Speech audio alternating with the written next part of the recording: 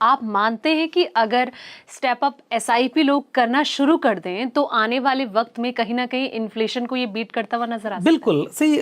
आज के रेट में जो इन्फ्लेशन है वो रॉकेट हो चुका है। आप देखते हैं महंगाई कितना बढ़ चुका है। सिप में आपके पास में 12-13% का रिटर्न आएगा, 6-7% इन्फ्लेशन में चला जाएगा, तो आपके पास में जो वैल्यू है वो उतना नहीं बचेगा। इन्फ्लेशन को बीट करने के लिए आपको स्टेप अप करना पड़ेगा। और सीधा सा फंडा है, हर साल आपकी इनकम तो बढ़ती है ना। आपकी हर साल इनकम बढ़ रही है तो आप स्टेप अप भी कीजिए। हर साल अपने इनकम के साथ साथ अपने इन्वेस्टमेंट को भी बढ़ाइए ताकि आपका कॉर्पस ज़्यादा बन सके। तो सर कॉर्पस बढ़ाने के लिए स्टेप अप करना क्या ज़रूरी है कि मतलब एसआईपी से काम नहीं चलेगा? नहीं चलेगा एसआईपी से काम। एसआईपी से आप कॉर्पस तो बना सकते हैं लेकिन इन्फ्लेशन को बीट नहीं कर सकते।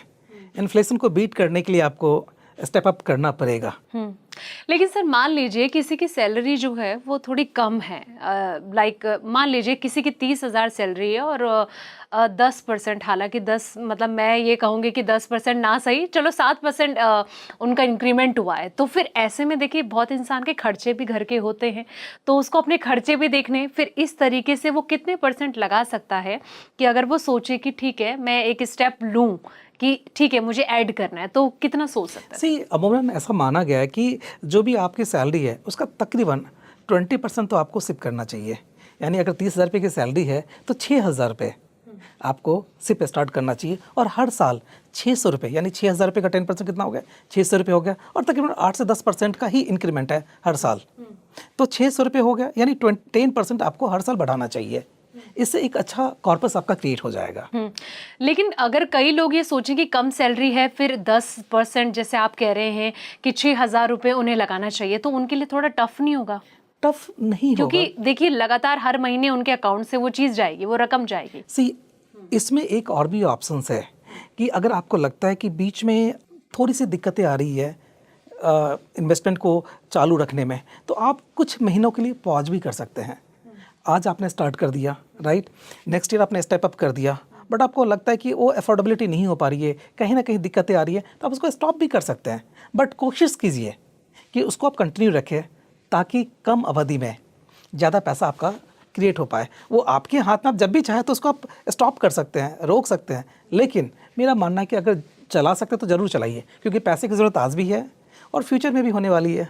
बिल्कुल। प्रहलाद जी, मेरा अगला सवाल ये कि जिस तरीके से अगर कोई व्यक्ति सोच रहा है कि उसे स्टेप अप लेना चाहिए, तो उसमें क्योंकि मार्केट की कंडीशन देखिए हम देखते हैं फ्लक्चुएशन बहुत ज़्यादा होती है, उस टर्म कंडीशन में निवेशक को क्या क्या चीज़ों पर ध्यान देना चाहिए? निवेशक को ना हर वक्त तैयार होना चाहिए। एक रूल है 7531, 7531। वो क्या कहता है कि आपको कम से कम 7 साल के लिए इन्वेस्टेड रहना चाहिए मार्केट में। अगर आप 7 साल तक इन्वेस्टेड है ना, तो लास्ट आप 50-60 ईयर्स का देख लीजिए, कभी भी मार्केट में नेगेटिव रिटर्न नहीं दिया है, राइट। तो ऑलवेज आपको 7 साल के लिए इन्वेस्टेड रहना चाहिए। दूसरा रूल नंबर 5 क्या कहता है कि आपको 5 से ज़्यादा फंड में इन्वेस्ट करने की ज़रूरत नहीं है। आपको जैसे लार्ज कैप हो गया, मिड कैप हो गया, स्मॉल कैप हो गया, फ्लेक्सी कैप हो गया, 4-5 फंड में ही आप कीजिए, आपको पोर्टफोलियो बढ़ाने की ज़रूरत नहीं है, राइट। तीसरा क्या है? तीसरा है 3 फेजेज़ हैं मार्केट के। पहला क्या है? डिसअपॉइंटमेंट फेज़, जिसमें क्या होगा? डिसअपॉइंटमेंट फेज़ में आप देखिएगा ना कि तकरीबन 7 से 10% रिटर्न आएगा, राइट। वो बहुत ज़्यादा मार्केट नहीं चलेगा, बहुत ही साइडवेज रहेगा। सेकेंड है पैनिक फेज़। उससे पहले इरिटेशन फेज़ आता है। इरिटेशन फेज़ के अंदर ना 0 to 7% के बीच में रिटर्न आता है आपका। And last one is panic phase, जहाँ पे हो सकता है नेगेटिव भी रिटर्न आए। लेकिन उसमें क्या फ़ायदा होता है? अगर नेगेटिव रिटर्न आएगा यानी मार्केट टूटेगा, तो उसमें क्या होगा कि आप जब भी आप नया परचेज़ कर रहे हैं, सिर्फ का पैसा जा रहा है, तो उसमें क्या होगा? आपका जो यूनिट्स है, नंबर ऑफ़ यूनिट्स ज़्यादा मिलेगा। तो हमेशा ये 3 फेज़ के लिए आपको तैयार रहना चाहिए। First is disappointment phase, second is panic phase, and third is irritation phase. Yes, and last one is जिसकी हम बात कर रहे हैं, स्टेप अप।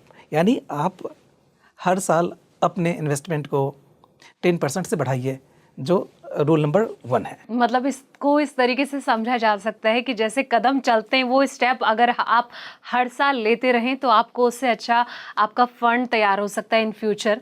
लेकिन बहुत तरह के सवाल मुझे लगता है कई लोगों के जहन में इस वक्त चल भी रहे होंगे कि अगर कोई न्यू इन्वेस्टर है सर, तो उसको कितने टाइम के बाद फिर स्टेप अप करना चाहिए?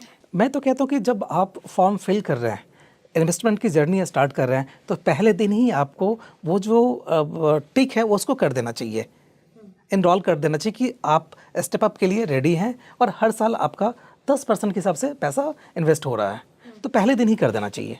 पहले दिन ही। यस, पहले दिन कर देना चाहिए। लेकिन सर मैं आपसे एक मेरा ये सवाल कि मान लीजिए कोई एसआईपी में इन्वेस्ट कर रहा है, हर महीने के 5,000 रुपये उसके अकाउंट से कटते हैं, अगर वो स्टेप अप नहीं कर रहा है तो ऐसा ना हो कि इन फ्यूचर मान लीजिए कि ठीक है कुछ परसेंट सैलरी उसकी बढ़ी है और वो ये सोचे कि कुछ परसेंट पैसा लगाया जाए, लेकिन बहुत सारी टर्म्स कंडीशन ऐसी भी आती है कि कब उनको कौन सी चीज़ें सिचुएशन फेस करनी पड़ जाए, घर के खर्चे हो गए, तमाम तरह के वगैरह वगैरह खर्चे इंसान की लाइफ में रोज़मर्रा की जीवन में आते हैं, ऐसा ना हो कि फिर उनको लेने के देने पड़ जाएं कि इन फ्यूचर उनको प्रॉब्लम फेस करनी पड़े। म्यूचुअल फंड और सिप का यही ब्यूटी है कि आप कभी भी अपने इन्वेस्टमेंट जर्नी को पॉज कर सकते हैं, रोक सकते हैं और डिसकंटिन्यू कर सकते हैं, राइट। जो भी आपने इन्वेस्ट किया है, जो मार्केट वैल्यू है वो आपको मिल जाएगा। दूसरे प्रोडक्ट में अगर आप लाइफ इंश्योरेंस प्रोडक्ट की बात करते हैं, अगर बीच में आप उसको स्टॉप करते हो आपको नुकसान होता है, but SIP and step up में कोई नुकसान नहीं है। जहाँ पे आपने उसको पॉज कर दिया, जो पहले की फंड वैल्यू है वहाँ पे वो रुक जाता है, राइट, और मार्केट के हिसाब से चलता रहता है, तो कोई प्रॉब्लम नहीं है। अगर आपको लगता है कि आज आपने स्टार्ट कर दिया, 2 साल 3 साल 4 साल के बाद ऐसा फेज आएगा, हो सकता है कि इनकम थोड़ी कम हो गई है, तो आप वहाँ पे पॉज कर दीजिए स्टेप अप को, कोई प्रॉब्लम नहीं है, उससे कोई नुकसान नहीं है। जो पैसा आपने इन्वेस्ट किया है वो उसका तो यूनिट आपके पास में आ ही चुका है ना। तो ये फायदा मतलब इन्वेस्टर को मिल सकता यस, है अगर वो यही ब्यूटी है म्यूचुअल फंड्स एंड सिप की। सिप के। Yes. ठीक है, मेरा अगला सवाल सर ये है कि जिस तरीके से स्टेप अप की हम बात भी कर रहे हैं, तो क्या इसे स्मार्ट फॉर्म समझा जा सकता है एसआईपी का? क्योंकि देखिए मार्केट में भी बहुत तरह से स्टेप अप को लेकर बातचीत होती रहती है कि आखिर ये नया फॉर्म क्या आ चुका है। ये स्मार्ट फॉर्म ही है, सिप का स्मार्ट वर्जन ही स्टेप अप सिप है। अगर आप नॉर्मल सिप करते हैं तो आप वैल्यू क्रिएट कर सकते हैं, लेकिन इन्फ्लेशन को बीट करना, इतनी महंगाई है, आपको करना पड़ेगा, नहीं तो वो कॉर्पस बन नहीं पाएगा। आज आपको लगता है कि 1 करोड़ रुपये बहुत बड़ी चीज़ है कि आपको 15 साल के बाद 20 साल के बाद 1 करोड़ रुपये मिल गया, लेकिन जब आप 15 साल बाद जाएंगे ना तो उस 1 करोड़ की वैल्यू आज के हिसाब से 30-35 लाख रुपये है। तो शायद आप इन्फ्लेशन को बीट नहीं कर पाएंगे। अगर आपने स्टेप अप वहीं पे किया है तो जो आज आप सोच रहे थे कि मुझे 1 करोड़ रुपये चाहिए, तो आज से 20 साल के बाद भी उसकी वैल्यू 1 करोड़ रुपये ही होगी। क्यों होगी? क्योंकि उसका कॉर्पस 2 करोड़ 78 लाख रुपये हो चुका है।